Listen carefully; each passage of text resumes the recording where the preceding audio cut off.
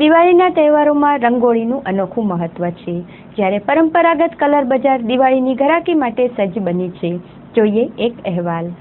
સામાન્ય રીતે દિવાળીનું પર્વ નજીક આવે તે સાથે જ લોકો પોતાના ઘરની સાફ સફાઈ એવં રંગ રોગાન કરાવવા સહિતના આયોજનોમાં વ્યસ્ત થઈ જતા હોય છે. જો કે આ વખતે દીપાવલીના પર્વ સમયે કચ્છની કલર માર્કેટને જાણે કે મંદિરનો માર નડી જવા પામ્યો હોય તેવી સ્થિતિનું નિર્માણ આ વખતે થઈ જવા પામ્યું છે. ભુજના કલર વિક્રેતાઓના જણાવ્યા અનુસાર ગત કેટલાક વર્ષોની તુલનાએ આ વખતે ગરાકીમાં 30 થી 40% ઘટાડો નોંધાતા મંદીની સ્થિતિ આ વખતે વધુ વિકટ બનેલી દેખાઈ રહી છે. આ વેપારીઓએ ચંચળ ન્યૂઝ સાથે વાત કરી હતી. અમારી કને કલર, સ્ટીકર અને દીવામાં વેરાયટી છે, પણ અત્યારે દિવાળીને લગભગ 8-10 દિવસ બાકી છે.